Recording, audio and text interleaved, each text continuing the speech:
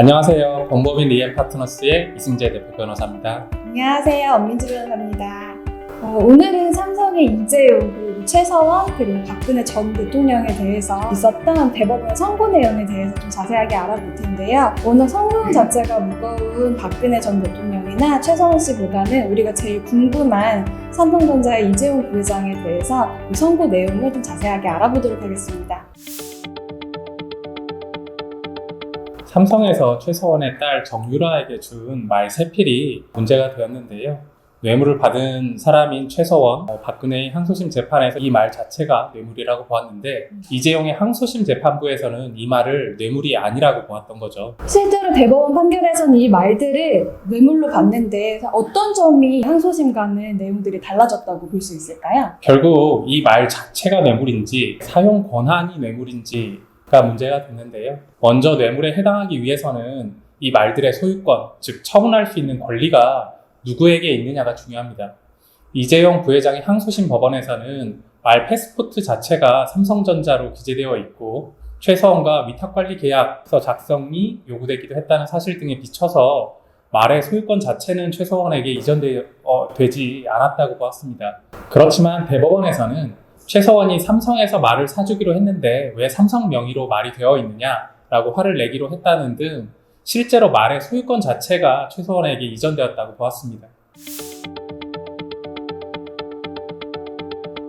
말 가격이 사실 제일 큰 문제가 되죠. 이제 말 가격이 34억 원이라는 것인데 34억 원이 뇌물이 되면 여기하고 연결될 수밖에 없는 횡령 금액이 늘어나게 되고 특정경제가중처벌법에 의하면 횡령한 금액이 50억 원을 초과하는 경우에는 법정형 자체가 징역형 5년 이상이기 때문에 사실 이 점 때문에 이 부회장이 다시 수감될 수도 있다는 우려들이 많았었죠. 제 의견은 조금은 틀린데요. 사실 횡령의 경우에 있어서는 특정경제가중처벌법, 즉 특경법이 적용된다고 해도 법정형 자체는 5년 이상이기 때문에 장량 간격인 절반을 하게 될 경우에는 법정으로 선고할 수 있는 형이 2년 반까지 형이 감소하게 되죠. 이렇게 될 때는 실제로 집행유예 선고가 가능합니다. 이 부회장의 혐의 중에서 가장 큰 혐의는 국외 재산 도피 문제입니다. 재산 국외 도피죄의 경우에 있어서는 특경법이 적용될 경우에는 무기 또는 10년 이상의 징역형이 선고되는데요. 이럴 경우에는 절반을 장량 감경한다고 하더라도 집행유예 선고 자체가 불가능해집니다. 이번 대법원 선고 이후에 많은 언론들이 말의 가격, 말을 뇌물로 보았기 때문에 뇌물의 금액이 높아졌고 그렇기 때문에 이 부회장에 대해서도 실형 선고될 수도 있다라는 우려들이 많았는데요.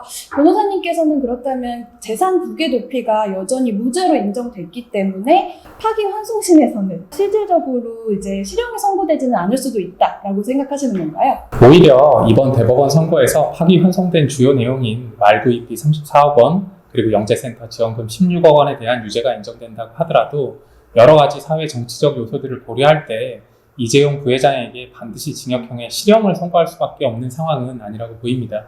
오히려 해외 재산 도피 혐의가 무죄로 인정되었기 때문에 징역형의 집행유예를 선고할 수 있는 가능성이 열린 게 오히려 더 큰 의미가 있다고 생각됩니다. 나중에 진짜로 집행유예 선고가 되면 성지 동영상 이런 거 될 수도 있을 것 같아요.